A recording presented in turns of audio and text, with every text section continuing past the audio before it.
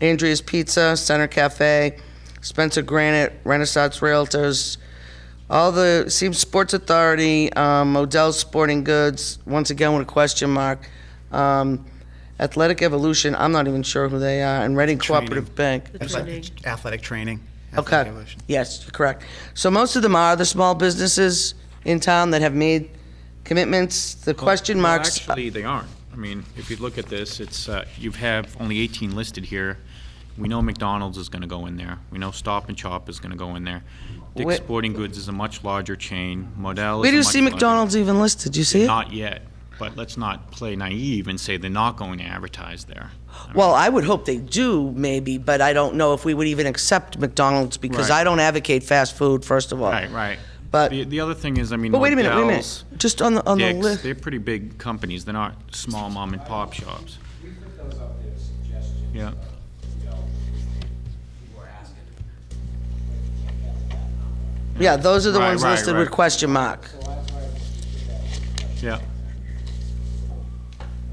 Have we talked to them, or The only people out approaches are really. Local. Local small businesses. Anyone Right. reached out to Walmart, stuff. But you know the CVS's and those guys. I mean, like Walmart, how many high school students do they actually employ? What do they do for the community? I do know that they cut back on healthcare. They're outsourcing their production to third world countries that aren't paying, the right things. So, I mean, those are some of the things that I'm concerned with. And they're just gonna put this big blue sign up there with Well, Walmart. the You know, sign's that's- gonna be that's not- controlled in Right. size and, design, but, Again. the bottom line is, most of the time, when you get contributions, and believe me, I've been doing this for 20 years in this town, from McDonald's or Dunkin' Donuts or any of them, it's more or less, yeah, okay, here's $1,000. They're not doing it for the advertising value. They're not doing it to necessarily sell their product. They're doing it because they've got a business in town here, and they feel some type of obligation most of the time, to be honest with you, to give you something. And they may not give $1,000. I know that those bigger companies in town are somewhat reluctant sometimes because they have a limited budget as to what they can use for advertising. So, I mean, I don't know, I think that, It's a food for thought, that's all yeah, I'm saying. no, you know, you raise a good issue, because it comes back to that whole premise of what should be up there. But I think Right. we have to be we can't be too discriminatory either, as to put our own values in place of what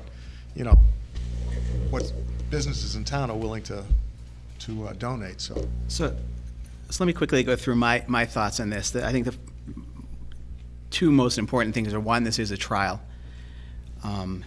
Actually, three most important things. Two, that Hillview did approve it. And three, the school committee has final sign-off on every single sign that goes up there. And this has been tried in courts around the country, and the school committee's authority, or whatever authority in town is making the ruling, has, in every court case I've seen, has been upheld in terms of not allowing certain signs. The other thing I'll tell you is, I've been involved with North Reading Youth Soccer for over 10 years, and involved with the North Reading soccer tournament that we hold every year, which has signs plastered all over the fields, and I've never had one of the 4,000 people who are in our town during that tournament ever say anything to me about how ugly the signs are, because they know that those people are sponsoring the tournament. They're making the tournament happen. And 90% of the sponsorship, if not higher, is local, small businesses. You've never seen a Walmart sign. Walmart has occasionally donated, but they've never donated enough to get one of their signs up. Modell's, Dick's Sporting Goods sends us coupons that we put in the packet to hand out to the kids. Never been a sign for Dick's Sporting Goods up. My small business that I'm a partner in, we sponsor the tournament. Not because I want people to, I don't think I'm going to get marketing clients from the tournament. As Jerry said, I'm proud to sponsor the tournament. I want my company associated with this tournament because it's a great event. So those to me are the three most important things. The other thing is, we're in a new era. There are no more public revenue streams, none. I'm going to talk a little bit later about a meeting I attended last week. There's no more money to come from the public revenue streams. We need to find a way to raise revenue that I think is in a tasteful way, and I think this is. I've looked at the picture. I looked at it 3 weeks ago. I agree with Jerry. These aren't, you can quibble about whether they're ads or sponsorship banners. I think they're sponsorship banners because of the reasons that Jerry stated. It's a very effective way to run money. And let's be honest here. Our kids, I don't think our kids are going to be impacted by a landscaping company or a roofing company or a slate and tile company. And these are most of the companies that are going to put their banners up there. I know Marty's listed some of these bigger chains, but I honestly don't see them. They've never done it for the youth soccer tournament. Maybe they'll want to do it for this. I don't know how many of those major chains have their signs up at the Little League fields, but I'm guessing that most of the businesses are local businesses that have the signs up there also. As Karen mentioned, the building inspectors approved it. The Hillview Commission has approved it. I think it's been well thought out by Parks and Recreation. It is a one-year trial. We will come back a year from now and review it. What was the success of it? What do people think of it? And again, I think the most important thing is we'll have complete control of what's allowed. And we do, as Cliff mentioned, and there's different interpretations of how to read this policy, but we have a sponsorship policy. And I'm just going to quickly quote from it. It's called the Corporate Business Benefactor Sponsorship. And the first thing it says is it tells you what kind of signs that won't be allowed. And these include signs that promote the use of drugs, alcohol, tobacco, or firearms, promotes hostility, disorder or violence, attacks or demeans any ethnic, racial, gender, or religious group, support a specific religion, promotes or opposes any political candidate or ballot proposition, or inhibits the functioning of any school. So we've got a good list of things that won't be allowed. And it starts off with any signs promoting the use of drugs, alcohol, tobacco, firearms. It's not something that I want to put our superintendent in the position of having to approve signs, but that's going to be part of her responsibility as per this policy and as per the agreement memorandum of understanding between Hillview, Parks and Rec, and the school committee. We need to raise this money.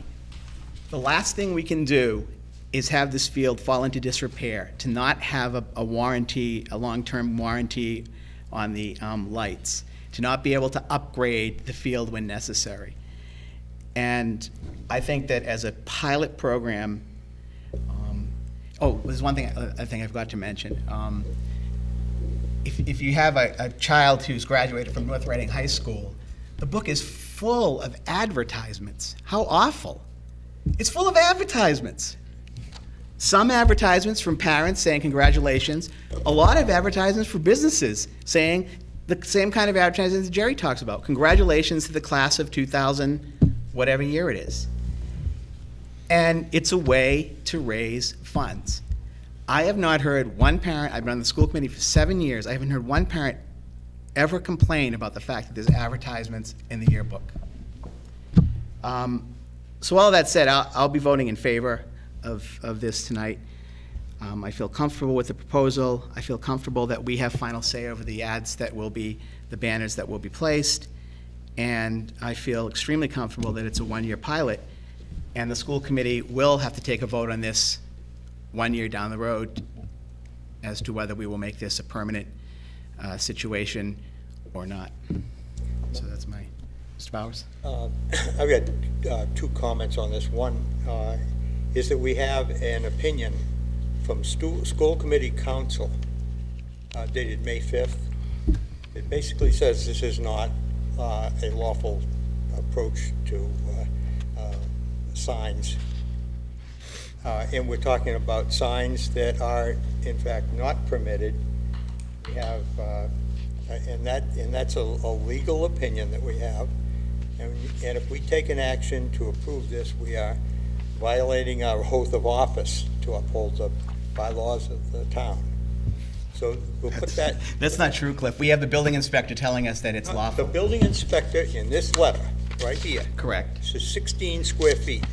And that's, the signs He will be doesn't- 15, the signs will be 15 square feet.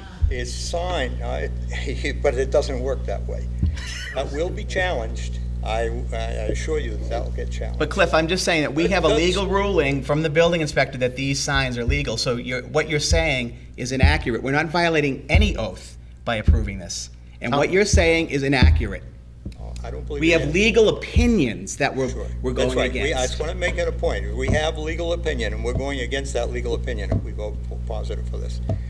The second thing is, you say it's okay because it's a pilot program. Well, if I decide on I'm going to have a pilot program to drive 75 miles an hour down Elm Street tonight, I would bet that if I use that as the excuse, it won't work.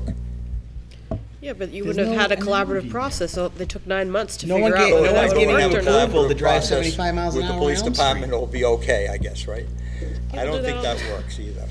So I continue to find that the arguments that have been put forward by the other members are truly inconsistent with legal opinion and with appropriate direction.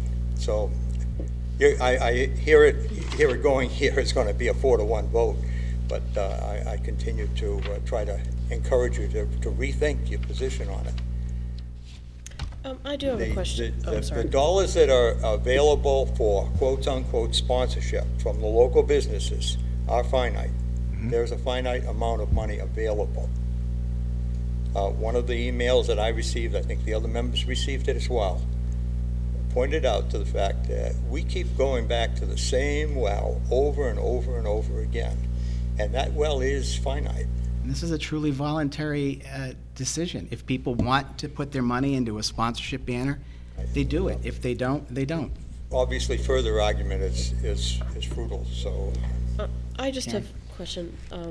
Jerry, being an attorney on our board here, not that you're speaking for our council, but can you address this issue, just what Cliff has raised about the... I haven't done a lot of research on it. Quite frankly, I said from day one, and I probably still say that I disagree with Mr. DiColo's opinion.